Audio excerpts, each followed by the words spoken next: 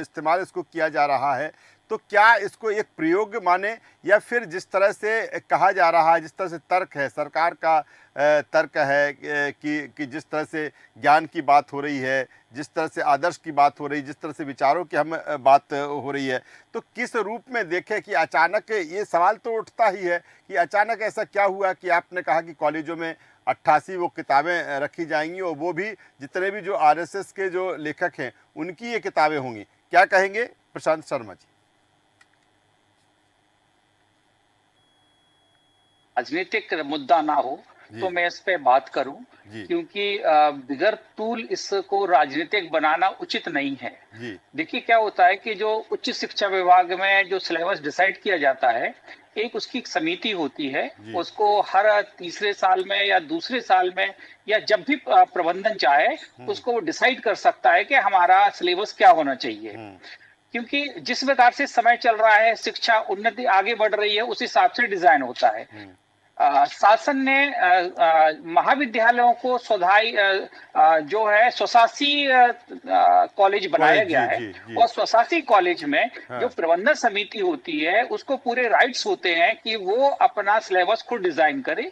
जितने भी बड़े बड़े इंस्टीट्यूट्स हैं देश के अंदर, चाहे वो आईआईटी लेवल पे हो या नेशनल यूनिवर्सिटीज हो या अन्य प्रबंध संस्थान हो, उनको ये खुद को राइट होता है कि वो अपना सिलेबस समय के अनुसार डिजाइन कर सके।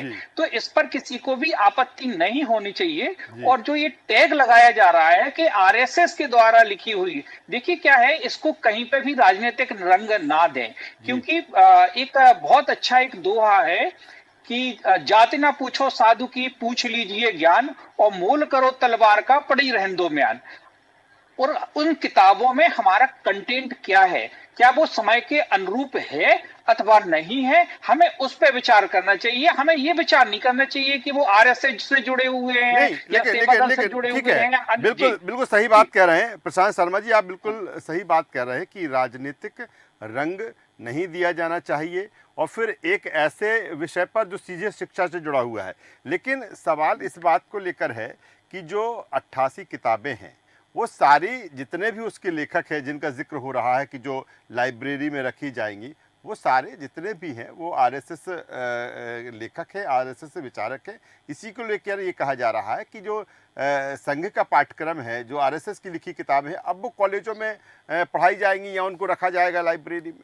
सर, क्या हम सिर्फ इसी के कारण से वो किताबें हटा दें कि वो जो उसकी जो लेखक की विचारधारा है या विचारधारा उसको सपोर्ट करता है? हमारे देश में जितनी भी किताबें हैं, प्रशांत जी हटाने की बात नहीं है, सवाल इसी बात को लेकर है कि मैं आपसे यही जानना चाहता हूँ कि किस तरह का इसका इम्पोर्टेंस है और किस तरह से इसका फायदा विद्यार्थियों को मिलेगा। आपको मैं इम्पोर्टेंस ही बताते जा रहा हूँ कि इसमें जो लिखी किताबें हैं, क्या वो सांप्रदायिक हैं? क्या उसमें सांप्रदायिक भावनाओं को भड़काने वाली चीजें उसमें उपलब्ध है? ये जो कंटेंट्स होता है, अगर इस प्रकार का है तो मैं इसका विरोध करूंगा।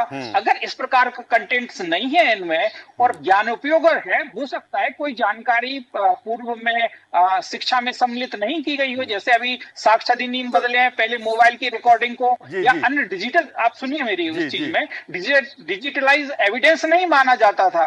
अभी आपने देखा होगा कुछ ही में अभी एक नोटिशन जारी हुआ कि आप अगर ईमेल जारी करते हैं, व्हाट्सएप जारी करते हैं, आपको अगर उस पर भी सम्मन भेजा जाता है तो वो तामील कहलाएगा सम्मन। तो समय के हिसाब से चीजें बदल रही हैं, तो आपको ये देखना पड़े, आपको ये देखना पड़ेगा। एक चीज और क्लियर कर, प्रसाद जी बढ़िया बात कर रहे हैं आप। मैं एक चीज और क्लियर करना चाहता हूं, जो दर्शक मुझे देख रहे हैं, कि मैं समझना चाहूंगा कि अभी भी इस बात को लेकर कंफ्यूजन है कि ये वाकई जो किताबें वहां पर रखी जाएंगी लाइब्रेरी में, वो उसका पाठ्यक्रम सिलेबस में भी होगा या फिर सिर्फ उनको लाइब्रेरी में ही रखा जाएगा? क्योंकि ये भी कहा जा रहा है कि लाइब्रेरी में तो तमाम लेखकों की किताब होगी, उसमें इनकी भी किताबें वहां पर रखी जाएंगी। मैं आपसे समझना चाहूंगा प्रसाद शर्मा जी। देखिए क्या होता है कि आपको मैं बताऊं, जो लाइब्रेरी में बुक रखने का जो नियम है, वो वहां का प्राचार्य और एक उनकी जो समिति होती है विद्यालय या विश्वविद्यालय कहीं की भी, वो स्वतः निर्णय ले सकती है कि हमें कौन सी किताबें अपनी लाइब्रेरी में रखना है और नहीं रखना है। कई लोकल ऐसे लेखक होते हैं जिनके कंटेंट्स बहुत अच्छा होता है, उससे उनको ज्ञान बच्चों को मिल सकता है। अब वो ये जरूरी नहीं है कि वो किस विचारधारा से, अगर उसका कंटेंट्स बच्चों के हित में है तो उसको प्राचार्य अपनी स्वीकृति से अपनी लाइब्रेरी में रख देखिए सर, सकता है। इसके लिए तो इसमें किसी बाकायदा उच्च शिक्षा विभाग ने निर्देश जारी किए हैं हाँ, कि हर बिल्कुल निर्देश कॉलेजों को जारी रखना किए पड़ेगा हैं। ये। बिल्कुल निर्देश जारी किए हैं इस संबंध में। जी। और इसमें आपने अगर वो उसका कंटेंट्स पढ़ा है जी। और कंटेंट्स अनुपयोगी है, तब कोई भी पार्टी चाहे वो कुछ भी हो, मैं उसका विरोध करूंगा कि ऐसे कंटेंट्स को नहीं परोसना चाहिए जो प्रकार के सांप्रदायिक हो या अन्य इससे हमारी धार्मिक भावनाएं भड़कती हैं। जी, चलिए बेहतर बात प्रशांत शर्मा जी आप कह रहे हैं, मैं इसको बात को थोड़ा और आगे बढ़ा देता हूँ। कमल विश्वकर्मा जी हमारे साथ में हैं।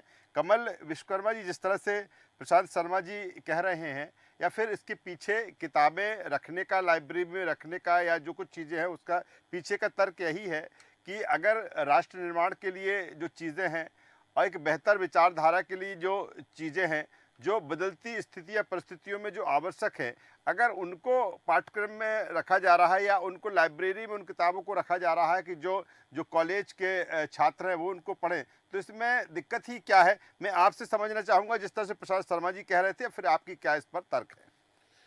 देखिए, मैं शर्मा जी की 90% बातों से पूर्ण सहमत हूँ। जिन्होंने कहा कि समय के अनुसार बुकों होना चाहिए, मैं भी इसमें सहमत हूँ।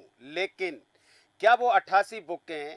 मेरी एक ही मांग है कि 88 बुकें पहले समिति के जो विशेषज्ञ हैं उनसे निर्धारित हैं। अगर निर्धारित हैं तो उसमें कंटेंट बिल्कुल अच्छे होंगे, और अगर कंटेंट बदलाव होगा तो कहीं ना कहीं जाकर उससे विचारधारा से और इन चीज़ों में भी फर्क पड़ता है। तो इसलिए कहीं ना कहीं जाकर उसको जो विशेषज्ञ समिति होती है उससे पहले अप्रूवल कराएं, उससे इसके बाद फिर राज्य सरकार आदेश दे, किसी को कोई आपत्ति नहीं है। जी, चलिए प्रशांत शर्मा साहब, जिस तरह से कमल विश्वकर्मा जी कह रहे हैं, मेरा एक सवाल और यहाँ पर इस बात को लेकर है। एक चीज़ जो इन्होंने कही है, कमल जी ने किस तरह से कही कि जो एक कोई भी किताब जब अप्रूव होती है तो उसकी जो समिति होती है, जो उसके विशेषज्ञ होते हैं, उसके बाद ही, तो क्या इसमें ऐसा हुआ होगा, उस प्रोसेस से ये चीज़ें गुजरी होंगी, या फिर जिन लेखकों की जिक्र हो रहा है उन लेखकों की सीधी ये किताबें लाइब्रेरी के लिए, या फिर जिस तरह से उच्च शिक्षा विभाग ने आदेश दिया है, निर्देश दिया है, वो जारी कर दिए गए हों? सक्सेना जी, जहां तक मैं आदरणीय कमल विश्वकर्मा जी को जानता हूं, बहुत ही प्रबुद्ध और बहुत ही बौद्धिक स्तर पे व्यक्ति हैं, बहुत सुलझे हुए विचारों के व्यक्ति हैं। उनको शायद एजुकेशन फील्ड में मुझे लगता है कि जितनी जानकारी और नियम मालूम है, शायद ही वो किसी व्यक्ति को मालूम हो सकता है। प्रबंधन समिति को भी इतनी नियम और सारी चीजें नहीं मालूम है। आपका बहुत ही डीप अध्ययन है और आपका मैं स्वागत करता हूं इस चीज के लिए कि आपने इतनी अच्छी बात रखी कि हमें सबसे पहले कंटेंट्स पे जाना चाहिए। हमारा कंटेंट अगर बच्चों को पढ़ाने लायक हो तो वो उसमें वो किसी भी पक्ष का हो। देखिए, हमारे इस देश के अंदर, और देश नहीं पूरे दुनिया भर के अंदर, सभी प्रकार के लेखक हैं। सभी प्रकार के लेखकों ने अपनी अपनी उस चीजों पुस्तकों को लिखी। क्रिश्चियंस ने भी लिखी है, सिख्स ने भी लिखी है, मुस्लिम्स ने भी लिखी है, हिंदुओं ने भी लिखी है, यहूदियों ने भी लिखी, कई सभी प्रकार से लिखा है। इसमें जो न्यूटन है, न्यूटन को जो नियम दिए गए हैं या गैलीलियो ने जो नियम दिए गए हैं, क्या इनको धार्मिक आधार पे इस चीज का विरोध किया गया? नहीं, उनके कंटेंट्स अच्छे थे। उसमें शिक्षक उपयोगी, उसमें जो शिक्षक पढ़ाता है वो छात्र हित के कंटेंट्स थे, इसलिए उसको लिया गया। तो मेरा ये सबसे महत्वपूर्ण विचार है कि इसको बिल्कुल भी ना आप ना कोई भी दल इसको उसमें ले। अगर कंटेंट बुरा है तो फिर लिखने वाला कोई भी हो, मैं उसका विरोध करता हूं। उसमें वो कंटेंट धार्मिक भावना को भड़काने वाला नहीं होना चाहिए। अगर छात्र हित में कंटेंट्स है जी, कि जो उससे उसको नॉलेज मिलती है, ज्ञान मिलता है, तो ऐसे उस चीज का स्वागत होना चाहिए। और हमें किसी भी प्रकार के इसमें राजनीतिक बहस में नहीं पड़ना चाहिए। इसलिए मेरा उस चीज में सुझाव है कि हम जो ये 88 लेखकों की जो पुस्तकें आई हैं, सबसे पहले हम इसके कंटेंट्स को मालूम करने की कोशिश करें कि उसमें कंटेंट्स है क्या। अगर इसका कंटेंट छात्र में है तो बिल्कुल, आपने क्षेत्रीय लोग अपने उसका क्षेत्रों का इतिहास लिखते हैं, कुछ लोग जैसे ने बघेलखंड का इतिहास, बुंदेलखंड का इतिहास, मालवा का इतिहास, तो ऐसी कई पुस्तकें ऐसी हैं कि जो कि हमारी लाइब्रेरी में मिल जाती हैं, लेकिन इसमें बड़ा इत्तेफाक लगता है कि उस चीज में ये बात लेके आए हैं ठीक कि है वो ठीक है, मैं आरएसएस थोड़ा के बिल्कुल विचारधारा को प्रशांत रखते शर्मा जी, हुए। आप जो बात कह रहे हैं या फिर कमल जी ने जो बात की थी, कमल जी वो कह रहे हैं कि पहले कंटेंट को देख लिया जाए, लेकिन कंटेंट तो तभी देखने को मिलेगा जब वो लाइब्रेरी में जब किताबें आ जाएंगी, वहां पर रख जाएंगी। उसके पहले तो कोई ऐसा प्रावधान नहीं है, उच्च शिक्षा विभाग ने सीधे उसको लेकर निर्देश दे दिए हैं, तो ये तो बाद में ही मालूम पड़ेगा, जिस तरह से प्रशांत शर्मा जी कह रहे हैं। फिर जिस तरह से आपने कहा कि कंटेंट किस तरह से है, कमल जी। जी देखिए, कोई भी प्रोसेस से गुजरने से पहले मैं इस चीज का पूर्ण विरोध करता हूं। जैसे कि राज्य सरकार ने 88 किताबें मध्य प्रदेश सरकार ने उस शिक्षा विभाग ने निर्धारित कर दी कि ये लाइब्रेरी में रखी जाएंगी और इनके प्रिंसिपल और प्रोफेसर ये पढ़ेंगे। उसको निर्धारित करने से पहले, आदेश निकालने से पहले, क्या विशेषज्ञों से वो जो कंटेंट है वो अप्रूवल लिया है क्या? अगर अप्रूवल नहीं लिया है तो सरकार को आदेश नहीं निकालना चाहिए। पहले उन बुकों को, कंटेंट को पास कराना चाहिए, इसके बाद उनको छात्र हितों के लिए उनको प्रेषित करना चाहिए।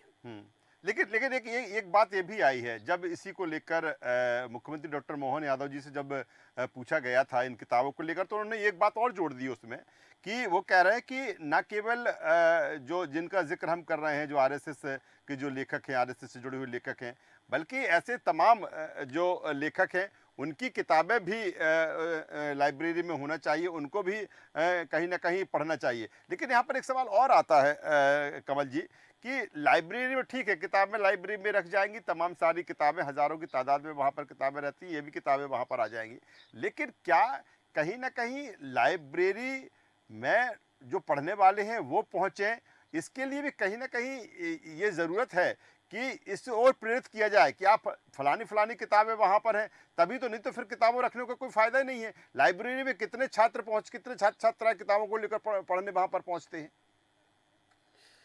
देखिए, मैं आपकी इस डिबेट में यही कहना चाहूँगा कि कोई भी आदेश को निकालने से छात्र हितों में हो, पहले उस पर पास होना चाहिए, विशेषज्ञों से इसकी पूरी जानकारी लेनी चाहिए। लाइब्रेरी में किताबें रखने से कुछ नहीं होने वाला है और इस तरह की कई बुकें और भी रखी रहती हैं, लेकिन कहीं ना कहीं हमारा सिर्फ ये पक्ष ये है शिक्षा के क्षेत्र में, इसलिए कि कहीं ना कहीं जो बुकें 88 किताबें जो निर्धारित की हैं, वो क्या राज्य सरकार ने आदेश निकालने से पहले विशेषज्ञों से या समिति से या जनता के हितों में या स्टूडेंटों से पास कराई है क्या? नहीं कराई ना। डायरेक्ट सिर्फ सरकार ने अपनी लाइब्रेरी के लिए सीधा आदेश निकाल दिया है। और माननीय मुख्यमंत्री महोदय तो उस शिक्षा मंत्री रहे, तो मेरे से बेटर उनको भी मालूम होना चाहिए क्या चीज़ होना चाहिए और क्या चीज़ नहीं होना चाहिए।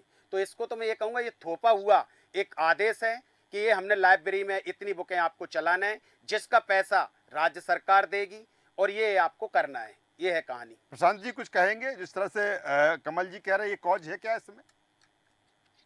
देखिए, मेरा ये मानना है कि जब भी कोई किताब जो है किसी लाइब्रेरी में रखने के लिए आती है, या शासन ने ये आदेश दिया है कि 88 लेखकों की किताबें हमारी लाइब्रेरी में होना चाहिए, तो मेरा ऐसा मानना है कि निश्चित रूप से ही इसको एक जो समिति होती है, या जो भी उन्होंने इसको डिसाइड किया होगा, समिति बनाई होगी, उन्होंने निश्चित ही इस कंटेंट्स को पढ़ा होगा, क्योंकि बगैर पढ़े कोई भी राज्य शासन हो, चाहे वो विद्यालय हो, वो कोई भी बगैर कंटेंट को पढ़े हुए थे अपनी लाइब्रेरी में पुस्तक को सम्मिलित नहीं कर सकती है। अगर ऐसा होता है तो उस पर कानून का ऐसे प्रावधान है कि उस पर समिति और उसके प्राचार्य के ऊपर दंडात्मक कार्रवाई हो, कि जो कि अनैतिक हो। तो मेरा ऐसा मानना है कि निश्चित ही ये समिति के पास मैटर गया होगा और समिति ने इसको अप्रूव भी किया होगा। हालांकि इस संबंध में सरकार को इस समिति का एक क्लॉज जरूर डालना चाहिए था अपने आदेश में कि ये इसके कंटेंट्स को उक्त समिति द्वारा प्रस्तावित किया गया है।